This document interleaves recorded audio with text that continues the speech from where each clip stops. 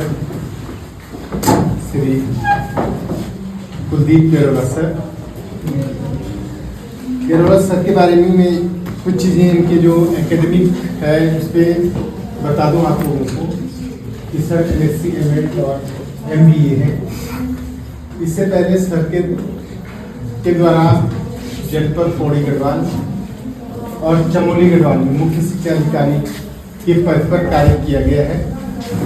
समग्र शिक्षा में सर के द्वारा PM पोषण योजना है उसके भी संयुक्त निदेशक सर रहे हैं और वर्तमान में सर अपर राज्य परियोजना निदेशक समग्र शिक्षा अभियान उत्तराखंड है। सर की जो शैक्षिक यात्रा है वो PGT भौतिकी से शुरू हुई है, भौतिकी के PGT रहे सर, और तत्पश्चात 1999 में जो प्रोविंशियल एजुकेशन सर्विस का जो बैच आया था उत्तर प्रदेश में उसमें सर AGPS सेलेक्ट हुए और आज सर हमारे टीचर, और इसके साथ सर के एक राइटर भी हैं सर। इन बच्चों को कहूँगा मैं राइटर मतलब किताब लिखते हैं सर, और सर की किताबें भी लिखी हैं, 3-4 किताबें लिखी हैं। ये अभी चली रही है, इसका प्रोसेसिंग ये बन गई है, लेकिन अब इसका प्रिंट ये बहुत ये चुटकी में विज्ञान जो छोटी छोटी चीज़ें तुम लोग क्लास में भी देखते होंगे उसी से संबंधित ये है। मैंने भी देखे थे इसमें, अभी मैंने कुछ देखा था इसमें। तो जो चीज़ें तुम लोग क्लास में जो गतिविधि होती है, विज्ञान की एक्टिविटी होती है, यहीं पर क्लास में प्रैक्टिकल की जरूरत ये नहीं कि लैब में जाएंगे, बल्कि हम इसी मेज पे उसको कॉन्सेप्ट को ऐसे प्रैक्टिकल इस तरह की गतिविधि कि हम उसके कॉन्सेप्ट को पकड़ पाए। तो सर तो मैं विकासखंड भिलंगनानी और आपकी बहुत बहुत स्वागत सर। और सर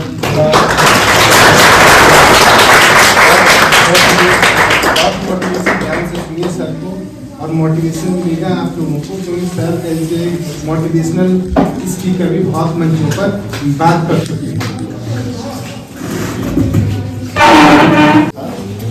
आपके सभी टीचर्स, यहाँ के इंचार्ज चौहान मैडम, और पहले ही इसी स्कूल में पढ़ा तो इसलिए तो मेरा गांव पड़ता है इधर के पास। 2 गांव है मेरे, एक बौर भी मेरा गांव है और बुड़कोट भी मेरा गांव। कोई है बौर का बच्चा? नहीं, बुड़कोट से, थापड़ा से, थापड़ा से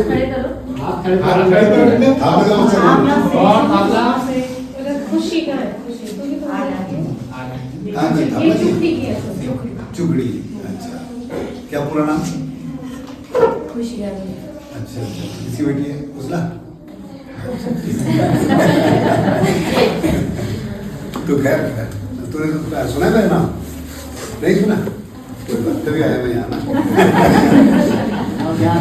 ये खैर तो मैं 11 में यहाँ पढ़ता था, 6 में पढ़ता था। बुड़कोट से मैं आता था पैदल, मुझे याद है यही बिल्डिंग होती थी तब, केवल ऊपर नीचे हॉस्टल होता था। उस जमाने में हॉस्टल में बहुत बच्चे रहते थे। ये उस समय यहाँ की स्ट्रेंथ होती होगी 1600-1700 बच्चे। सबसे बड़ा स्कूल इस इलाके का होता था। आज थोड़ा देखिए ट्रस्ट है कि बहुत कम संख्या हो गई है, भले इसका कारण ये है कि जगह जगह स्कूल खुल गए हैं। हमारे गाँव में कोई स्कूल नहीं होता था, वहाँ भी एक इंटर कॉलेज, कम से कम 8 साइड के बच्चे वहीं रुक जाते होंगे। घनसाली में गर्ल्स कॉलेज आ गया है, प्राइवेट स्कूल बहुत आ गए हैं, तो बहुत अच्छी बात है। कहीं ना कहीं से बच्चों को पढ़ना चाहिए। तो बात करने का आपसे ज़्यादा मतलब ये है कि आप पे ये विश्वास जगाना कि यहीं रह के आप बहुत कुछ कर सकते हैं। हम मान भी सकते हैं कि जो लोग देहरादून में पढ़ रहे होंगे, दिल्ली में पढ़ रहे होंगे, सफलता उन्हीं के हिस्से आएगी। लेकिन ये बहुत ही गलत बात है, क्योंकि गणित है, फिजिक्स है, अंग्रेजी है, हिंदी है, वो सारी सब जगह एक जैसी है। कोई वहाँ अच्छे से पढ़ेगा तो वहाँ निकलेगा, जो यहाँ अच्छे से पढ़ेगा वो यहाँ निकलेगा। मैं जानता हूँ यहाँ से बहुत अच्छे बच्चे निकले हैं। अभी पिछली बार पढ़ते देख रहा था, कोई बच्चा ISO में निकला यहाँ से, कोई लड़का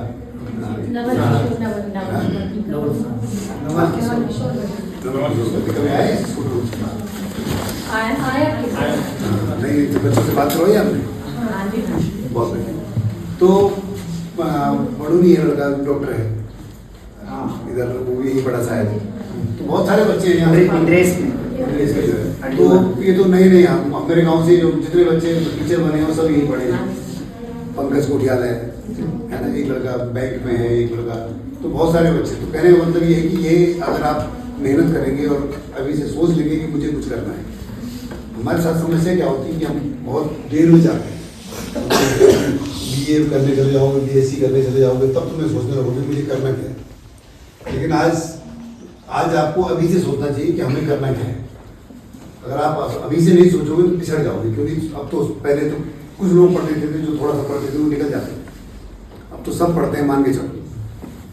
अब सारी दुनिया में जो खास करके हमारे देश में बच्चे इतनी मेहनत कर रहे हैं कि बिल के उसने जो अमेरिका के राष्ट्रपति रहे ओबामा, उन्होंने तो एक बार कहा था कि अमेरिका के बच्चों से कि तुम ढंग से पढ़ लो, नहीं तो तुम्हारी नौकरी कोई बैंगलोर वाला के ले लेगा। इतने बच्चे मतलब हमारे बाहर जा रहे हैं, तो सब जगह बच्चे पढ़ रहे हैं। मैं थोड़ा सा आपको अपने को ये सोचना चाहिए कि मुझे ख्वाब देखने से कहते नहीं कि कलाम साहब कहते हैं खुली आंखों से ख्वाब देखो, मतलब अपने को इमेजिन करो कि आज मैं 12वीं बीए करूँगी, बीएससी करूँगी, एमएससी करूँगी, तब क्या करूँगी, तब कैसे देखूँगी 5 साल बाद। आज की स्थिति किसी के काम नहीं आएगी, किसी की घर में कोई कठिनाई है वो आज है, लेकिन आगे उसका रास्ता आप ही के पास है, और वो रास्ता है पढ़ाई। क्योंकि हमारे लोगों के पास व्यवसाय नहीं है, कोई बहुत कम पैसा हमारे पास इतना नहीं होता, जो नौकरी वाले हैं वो भी उनके पास भी इतना पैसा नहीं होता, तो हमारे पास सिर्फ एक साधन है, वो है पढ़ाई। और उसके एग्जाम्पल हम सब जितने खड़े हैं तुम्हारे सामने, ये पढ़ाई से ही यहाँ पहुँचे, नहीं तो ये भी यहाँ पर खड़े नहीं होते, कमरे के बाहर होते या कहीं इधर उधर होते। तो उन्होंने ठीक से पढ़ाई करी तो आप भी टीचर बने, तुम भी अच्छे से पढ़ाई करोगे तो कुछ बनोगे। आप लोगों से मैं इसलिए गाँव के बच्चे में एक छोटी सी कहानी आपको सुनाता हूँ, बताता हूँ कि कैसे ध्यान रखा जाना चाहिए बच्चों का। हम क्या करते हैं कि बच्चे जैसे अच्छा नहीं कर रहे होते हैं या कुछ हमसे ऐसे सवाल पूछ लेते हैं तो हमें लगता है कि हमें परेशान कर रहे हैं, या कई बार बच्चा ज़्यादा जानता है। आजकल तो भी यही का ज़माना है, अब तो ये ज़माना आने वाला है कि आप यहाँ सवाल लिखेंगे, बच्चा कहीं से पता कर लेगा इसका सही उत्तर क्या है, क्योंकि यही में सब कुछ मिलता है, बहुत खतरनाक चीज़ है। तो आपने नहीं सुना होगा कभी नाम, तो मैं एक ऋषि हुए हैं नचिकेता, और वो जो नचिकेता ऋषि थे वो बहुत छोटे बच्चे जब थे तो उनके पिताजी यज्ञ कर रहे थे, तो यज्ञ होता है उसके बाद दान देते हैं, लेकिन उनके पिताजी क्या कर रहे थे, जो ठीक सी चीज़ें नहीं थी उनको दान कर रहे थे। कोई गाय, कोई भैंस जो ठीक नहीं है, भैंस तो खैर नहीं करते दान, गाय और इस तरह की चीज़ें दे रहे थे। तो वो बालक देख रहा था, वो सोच रहा था कि दान तो वो चीज़ दी जानी चाहिए जो बहुत कीमती हो और अपने को प्रिय हो। दान देने से आदमी को एहसास होना चाहिए कि मेरे हिस्से से कुछ चला गया, उसको बोलते हैं दान। दान उसको बोलते हैं जिससे हम अपने हिस्से में से देते हैं, जब हमको लगता है ये मुझे भी चाहिए दान, लेकिन किसी और को ज़्यादा जरूरत है तो हमने उसको दे दिया, तो वो दान है। तो वो जब दान कर रहे थे तो उसने अपने पिताजी को सोचा कि हो सकता है गलती से कर रहे हो, जो गायें जा रही हूँ गलत आ रही हूँ, तो उन्होंने अपने पिताजी से कहा कि आप सब कुछ दान कर रहे हो, मुझे किसको दान करो। वो तो यज्ञ कर रहे हैं, बार बार कर रहे हैं स्वा स्वा, और बालक पूछ रहा है मुझे किसको दान करो। क्या नाम बताया मैंने उनका?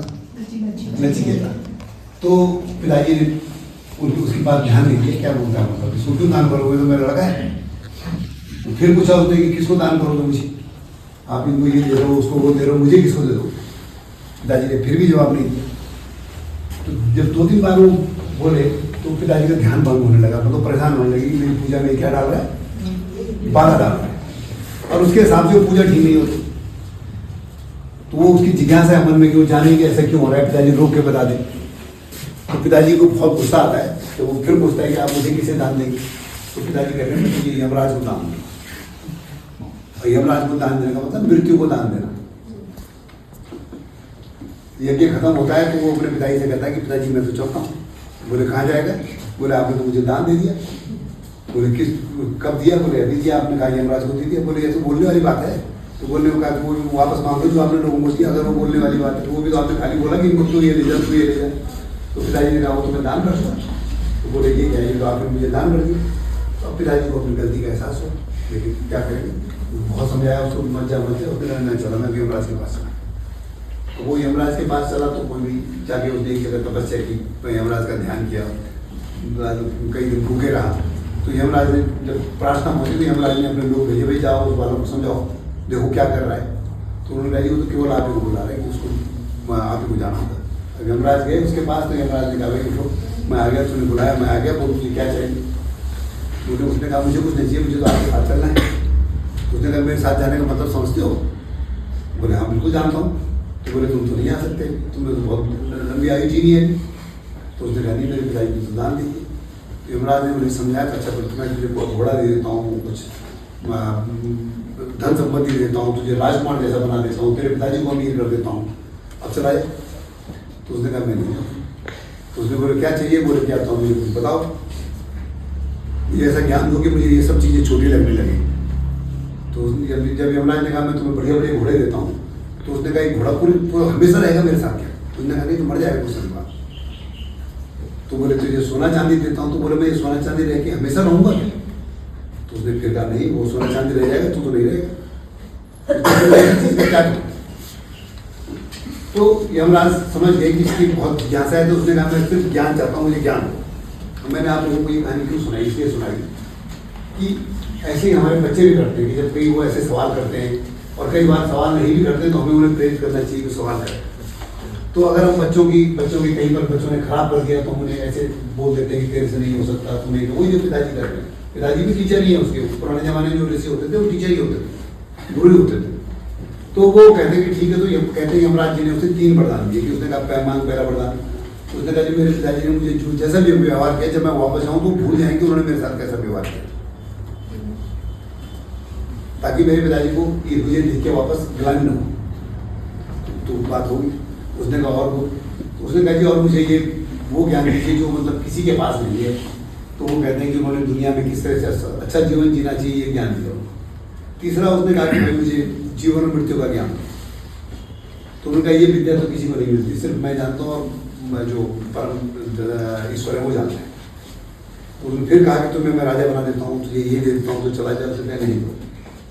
तो फिर उसको विद्या दी गई और वो बालक क्या बना? बड़ा ऋषि बना, जिनका नाम नचिकेता था। मैंने आपको कहानी इसलिए सुनाई कि बच्चों की जिज्ञासा नहीं पा रखी पिताजी ऐसा क्यों कर रहे हैं।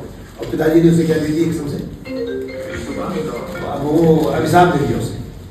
तो ऐसे ही हमारे साथ भी होता है कि जब हमारे बच्चे कई बार हमारे मन से नहीं करते हैं, तो ये तो उनके लिए, टीचर्स के लिए है या माँ बाप के लिए। लेकिन बच्चों के लिए क्या है इस कहानी? बच्चों के लिए कहानी है कि अगर आदमी दृढ़ संकल्प, वो ज्ञान लेकर आया जो दुनिया में किसी के पास नहीं था, लोभ और लालच में नहीं फंसा। अब तुम कैसे फंसोगे लोभ लालच में? भी कोई यहाँ जाएगा, यहाँ गणित का पीरियड होगा तो क्या बोलते चाउमीन खा के। अब तो कैसा है, नहीं भागते हो बच्चे, हमारे टाइम पर भागते बहुत, यहाँ तो नहीं भागते पर तो छुट्टी के बाद खा लेंगे, छुट्टी के बाद खा लेंगे। तो वो वही है लोभ लालच। ध्यान किस पे होना चाहिए? पढ़ाई पे। उसका ध्यान था ज्ञान पे, इसलिए वो किस पे नहीं फंसा? लोभ लालच। ऐसे ही तुम्हारे पास भी लोभ लालच आएंगे। तुम्हें कोई कहेगा ये करते हैं वो करते हैं, छुट्टी के दिन चलो घूम आते हैं, घूमना भी अच्छी बात है, लेकिन कुछ पढ़ाई लिखाई की बातें भी होनी चाहिए। तो अपने जो दोस्त है ना, उनको भी ऐसे चुनो कि जो तुम्हें कुछ सिखाएं, तुम्हें सही रास्ता दिखाएं, और आपस में बिगड़े ना बच्चे। नहीं तो ये उम्र ऐसी होती है जो तुम्हारी, जितनों को तुम आज बीड़ी पीते, सिगरेट पीते, शराब पीते देखते हो, वो सब इसी उम्र में उन्होंने शुरू किया। तो तुम्हारा दोस्त भी सामाजिक बुराई है, जो फंस गया उसको, जो मैंने कहा जो नचिकेता की तरह बाहर निकल गया, वो तो बच जाएगा, वो तो बन जाएगा नचिकेता। अब वो नचिकेता बने, चाहे उसको मेडिकल का वो बने, कंप्यूटर का वो नचिकेता बने। अब तो नचिकेता मतलब विशेष ज्ञानी थे, वो कंप्यूटर का होगा, बिजनेस का होगा, साइंस का होगा, किसी का भी होगा। तो इसलिए अपने आप अपना मन फोकस करो, अपने लिए लक्ष्य निर्धारित करो, सोचो कि मुझे बनना क्या है, और आज नहीं निर्धारित करोगे तो बहुत देर हो जाएगी।